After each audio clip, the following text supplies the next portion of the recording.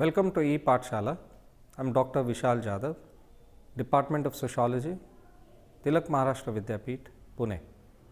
Today we are going to look at a module called Fanon and Colonialism, which comes under the paper Classical Sociological Theory.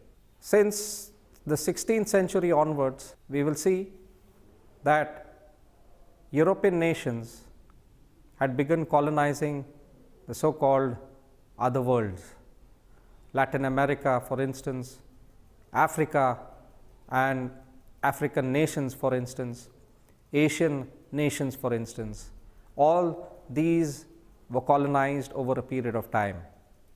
Now, colonialism was not only an understanding of authority, not only an understanding of military might, but it was also the rule that it propagated, and this rule could come about only through a dominant ideology that it created, and this dominant ideology was one of superiority in terms of race, superiority in terms of civilization, superiority in terms of science and technology, and superiority in art and culture.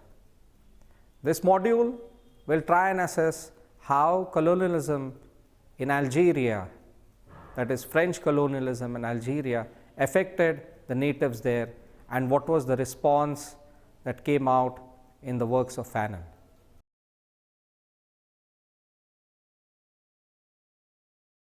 This module examines Fanon's work that questioned colonialism and endeavored to comprehend the effects of this regime not only at the societal level but also at the individual level.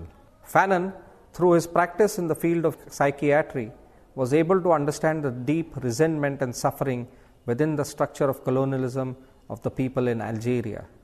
These first-hand experiences of alienation due to colonialism were later to find voice through works such as Wretched of the Earth, A Dying Colonialism, Black Skin and White Masks, and the book title Towards the African Revolution. This module will present the factors that led Fanon to take such a view of colonialism and how he thought one could overcome this situation. He was a supporter of the FLN group of revolutionaries who practiced violent means to threaten and terrorize the colonial administration. Fanon believed that colonialism creates a situation where the natives self-discipline and accept that they are subordinate and second-class citizens. Colonialism, through its practice and knowledge construction, creates the myth of white superiority, which in turn is internalized by the natives. This leads to a situation where the natives begin to underestimate oneself and also feel worthless. This colonial episteme forces an individual to hate herself for the way they are constituted biologically and culturally.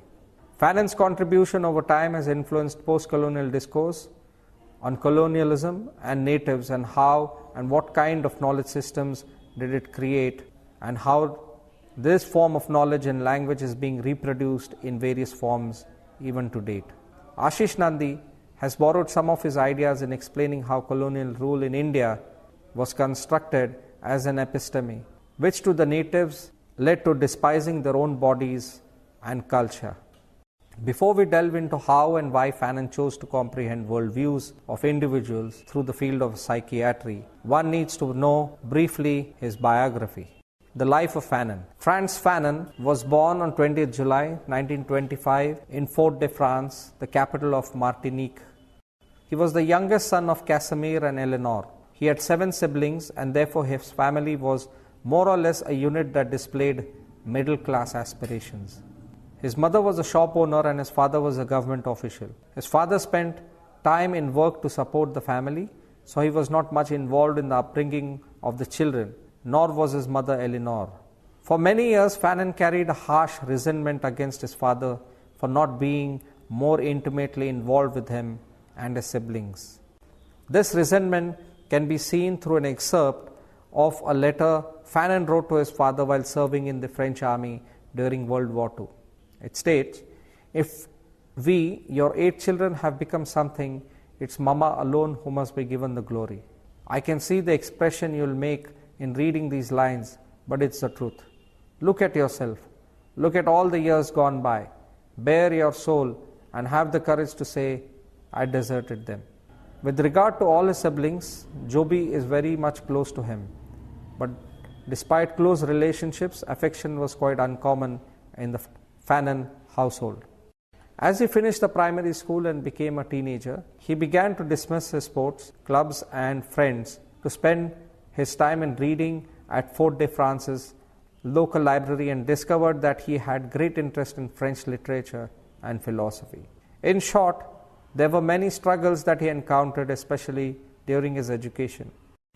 In 1939, he enrolled at lycée, scholarship in Fort de France, and tuition is substantial enough that only 4% blacks in Martinique could afford it. During this time, there was war, so his mother sent him together with his brother Joby to Les François, a secondary school where his uncle Edward was the professor. At this time, the experience for the first time together with his colleagues an overt display of racism from the Vichy French forces. After France surrendered, he began to take interest in war, and after 6 months he returned home to Martinique. In 1945, the Second World War was over. He was sent to port on the Seine estuary in Rouen to stay for a few months until he was shipped back to Martinique. After his return in October 1945, he decided to enroll once more in lycée Scholarship to finish his secondary schooling. When he finished taking an oral exam and was awarded a baccalaureate, there was a prerequisite requirement to attend a university. The good news was that there was free tuition for those baccalaureate students to the university of the choice. Fanon decided to take dentistry in Paris, France, but after a few weeks he stopped and opted to study medicine. While in medical school, he had a relationship with Michelle, white medical student. In 1948, Michelle gave birth to Mireille. He did not marry her, and instead he married Josie in 1952. He was very much interested and attracted to psychiatry, and he completed a degree in this discipline, after which he went home in Martinique and began his medical practices. He soon realized that the essential problems faced by the Martiniquan natives were political and economic. Then he discovered that the primary causes of people's suffering were alienation, malnutrition, poor sanitation, and shoddy public health practices. The discovery that he had touched him, he published an article, The Lived Experiences of the Black Man, in the French journal Esprit. Then he realized that medicine is not enough to compensate for the needs of the people. So he decided to take another course of action.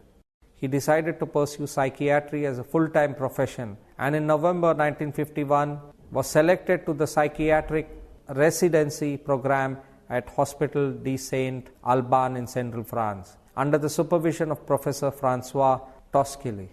While he was staying in his residency, he conducted a research on electroconvulsive therapy, that is ECT, together with Tosquely, and presented 3 papers at a professional conference on the topic, concluding that the use of ECT, that's electroconvulsive therapy, was one of the ultimate remedies in chronic, desperate, complicated cases where the post-therapeutic deficit would be a minor problem in the face of progressive mental deterioration of the patient. During this period, he also independently published another article in Esprit entitled The North African Syndrome.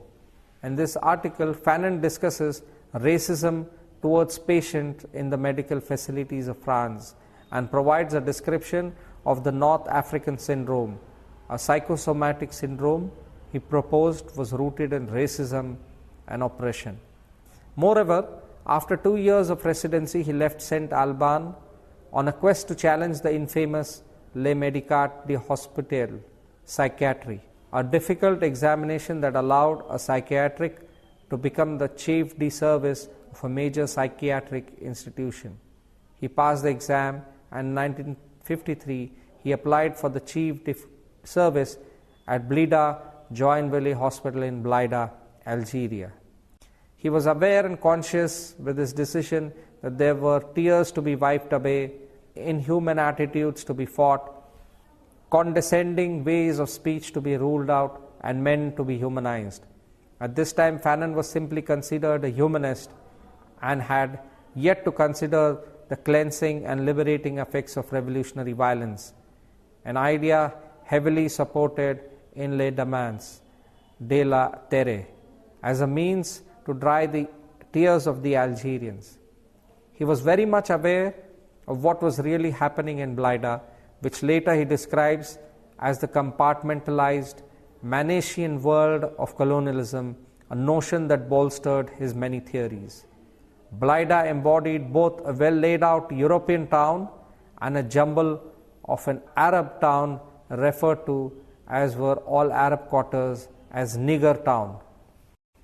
This hospital was in the west of Blida, and his residence was very near to his place, and he witnessed medicine's role in oppression of the Algerians.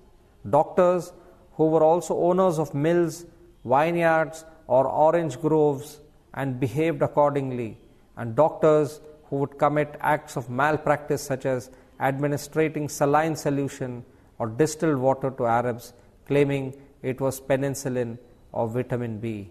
Despite these careless attitudes of the psychiatrists in this hospital, he tried to remedy the situation by organizing social and psychotherapy groups with his patients, the first of its kind attempted in North Africa. Added to that, he also took lessons in music in an attempt to better his music therapy, and lessons in Arabic to better understand, empathize, and relate to his patients. He also conducted pharmacological research on the use of lithium citrate for treatment of acute mania and affective disorders during his time spent at Blida Joinville. In 1954, shortly after Fanon's arrival in Blida, the first outbreak of an Algerian revolution presented itself. In April of 1955, a full state of emergency was declared against the FLN, the revolutionary guerrillas who wished to overthrow the French colonial masters. It was during this period that the hospital where Fanon practiced became a safe haven for the wounded revolutionary fighters. As the Algerian revolution moved into the inner city, the situation spiraled into one of intense violence and suffering. It was during this phase that a substantial number of patients that arrived complained of situational or reactive psychosis triggered by experience of violence or torture. Fanon provides case notes from sessions with many of these patients in La Demande de la Terre. With the ever-growing violence and counter-violence, he received death threats from anonymous sources, so he resigned from the hospital and he was expelled from Algeria, presumably due to his now overt connections with the FLN. From Blida, he quickly fled to Tunis. During his time in Tunis, he traveled Europe and Africa, serving as the international spokesman for the El Mujahid and the FLN. He attended and spoke at various conferences in an attempt to promote the struggle for decolonization in Algeria. In 1959, Fanon published his second book. This work was published in the midst of the Algerian struggle for decolonization, and its contents provide a painstaking representation of Fanon's passion towards the unfolding revolution. Shortly after this publication, Fanon was diagnosed with leukemia. After Fanon's initial diagnosis and retests to ensure its validity, Fanon began Myelin treatment for leukemia. The Myelin treatment brought on a period of remission which provided Fanon with adequate time to complete his final piece, Les Dames de la Terre, The Wretched of the Earth, and meet with Jean-Paul Sartre, who would also compose the preface. Shortly thereafter, Fanon was hospitalized for his condition. In 1961, Fanon was transferred from Tunisia to Washington's National Health Institution in Bethesda, Maryland.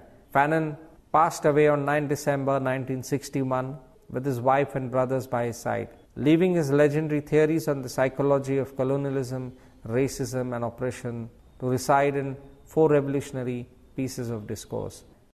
Frantz Fanon and its contribution to the society. Fanon was a literary scholar and philosopher, Marxist, psychiatrist, and member of the Front de Liberation National, or FLN, during the Algerian Revolution. One of the contributions was his literary work consisting of 4 disquisitions apart from the articles in the L'Esprit and FLN newspapers.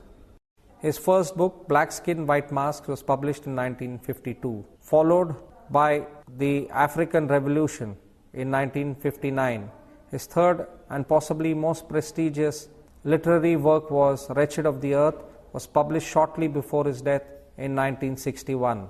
And his fourth book, The Revolution in Africa, was published in 1964, 3 years after his death. It is here in every pages of this book where he expresses his own sentiments with regard to his experience during the revolution that took place in Algeria. In each book, he discusses the aspects of oppression through the concepts such as racism, alienation, segregation, dehumanization, and psychopathology. He also expresses vividly in his books that his own struggle experiences both to the oppressed and to the oppressor.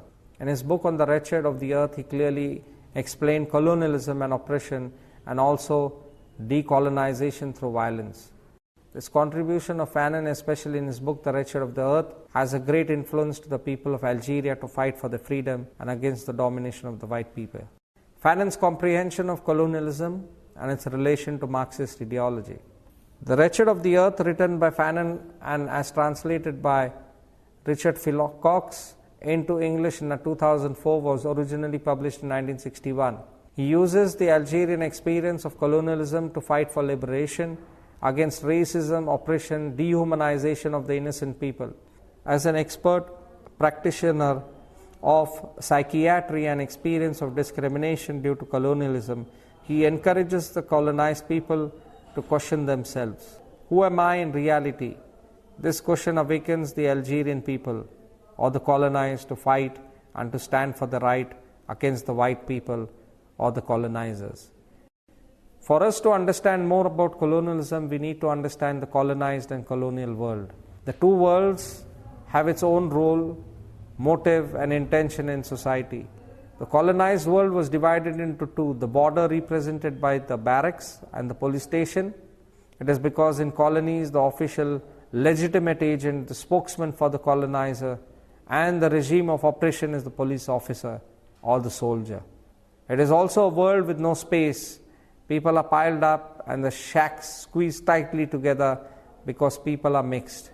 It is a famished sector, hungry for bread, meat, shoes, coal, and light. However, the colonial world is considered as a compartmentalized world.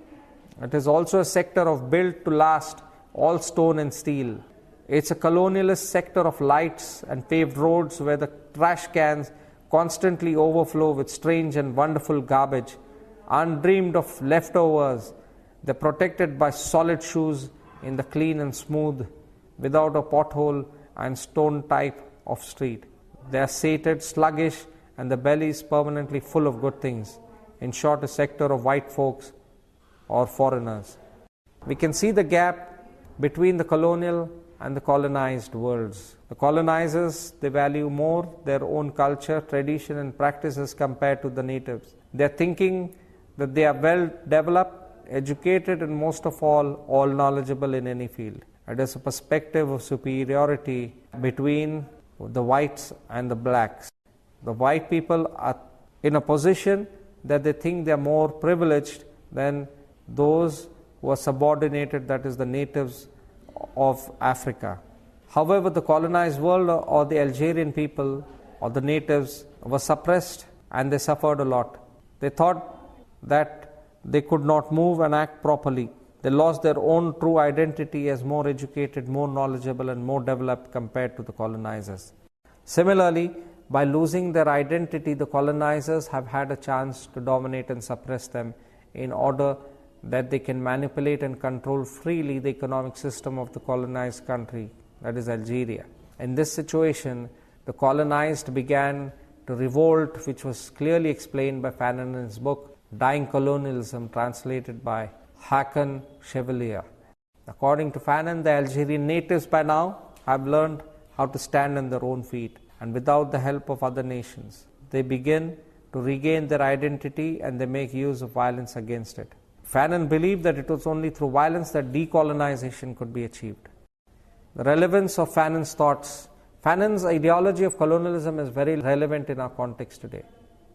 We are living now in a globalized world where a new form of neo-colonialization has meant that most of the people are suffering because their own land has been taken away by the state on behalf of the corporations and bourgeoisie.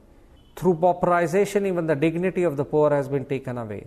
In the book of Fanon of Dying Colonialism, translated by Hakon Chevalier, he mentions very clearly it is white man who creates the Negro, but it is the Negro who creates negritude. It means that in colonialism, the colonizers claim that they own everything when they go to a place, nation, or a country with different races. They claim that they own this because they have nothing at all. They want to control and dominate in order to rule.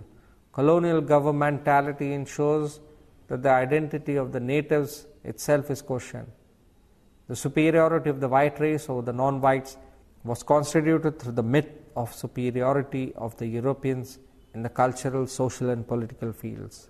It is then through hegemonic forms of knowledge systems and ideologies of superior civilization that the colonizers colonize the mind of the native.